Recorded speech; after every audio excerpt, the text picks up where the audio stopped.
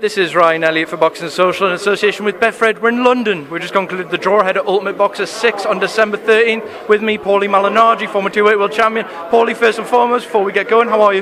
Good. How are you? Very good, thank you for asking. As mentioned, we just had the draw at Ultimate Boxer 6 in Manchester, December 13th, heavyweight edition. Some interesting matchups there. Excitement nailed on, surely, with the big men, December 13th. Absolutely. There's never a bad Ultimate Boxer. I think the product has become proven to entertain, to give people what they want and give people the action they crave. And it's also proven to give the fighters that didn't have notoriety some extra notoriety to them when they're able to be successful in this. So I think there's lots to be excited about when it comes to Ultimate Boxer heavyweight style. Quite interesting, the heavyweight domestic scene over here is not the deepest pool, so a lot of these guys have actually fought each other before. They've got their wins, they've got their losses. Do you think if you were sort of a fighter in this tournament, you'd fought other guys in the tournament, can you take anything from that at all, or does this unique format sort of change things dramatically? No, I think you take some things out of it, but of course, you're gonna have to speed up the process. You speed up. I mean, you may catch a guy you fought before, but you may catch him in the second round, where now you've already been battling in the first fight, and you're damaged from your first fight, and so you can't really be overconfident going into the second fight. There's a lot of things to keep in mind here, but of course, you do take some things from past fights.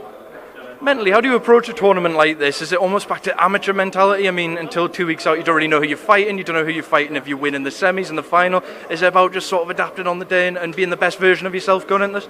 Yeah, I think so. That's kind of the way I look at it from the outside looking in. I would have the mentality I had in the amateurs, fast pace and stay ready.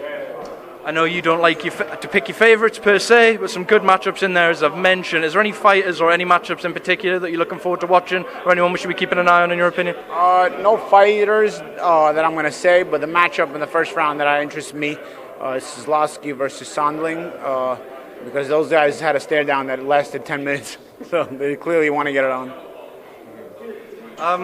Now, this is the 6th edition, as you mentioned, in tournaments gone by. We've struggled for a bad night of boxing. We always seem to get the excitement when you have well-matched fighters and an exciting short format. How imperative has this been for these guys that have been perhaps all waiting for their big breakout or their opportunity? How imperative has this tournament been in the UK to allow these guys that big opportunity to put themselves out there and progress their career and their life?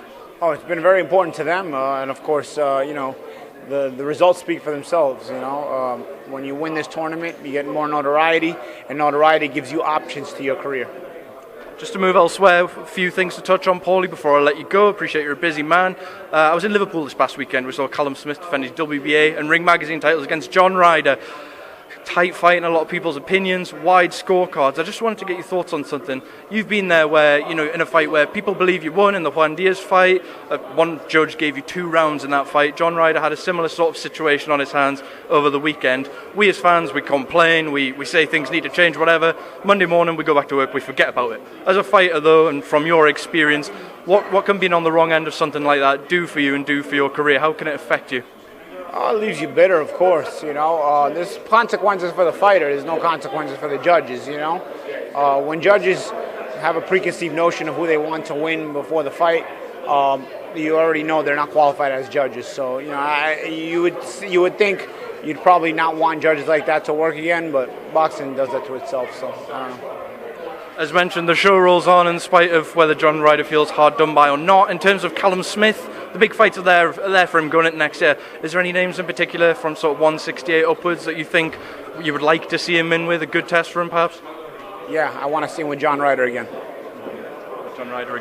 And to finish, Saudi Arabia next weekend, Unified Heavyweight Championship on the line. Paulie, I watched the gloves are off with yourself and a few others on, and I found it quite interesting. You were talking about when you were on your way up and you fought a Mexican fighter who perhaps was playing as part of being happy to be there, asking you for photos. We saw something similar to Ruiz-Joshua.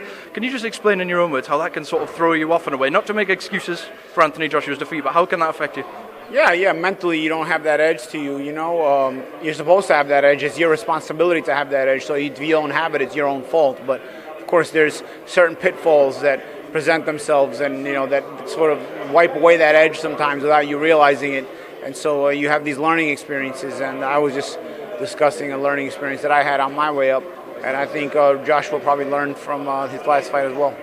You mentioned Joshua will have learned, Andy Ruiz has got a full camp to prepare for him as well. How do you see the rematch playing out, and do you expect to see a better version of both as well next weekend?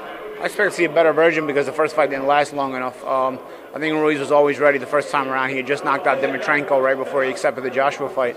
But I do think that there's a lot more to Ruiz than people haven't seen, and so he'll be able to show that in the rematch because I think Joshua will resist more and come out and really fire more and fire better. So I think both guys will show better just from that.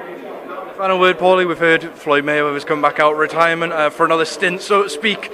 In terms of yourself, though, where are you at in terms of fighting? Will it only be for a big money opportunity now for us to see you back in a ring or anything else? Yeah. No, if the money's worth it, I'll fight. If not, I'm good watching and hanging out with you guys. Paulie, thank you very much for your time. All the best. Thank you for speaking to Boxing Social.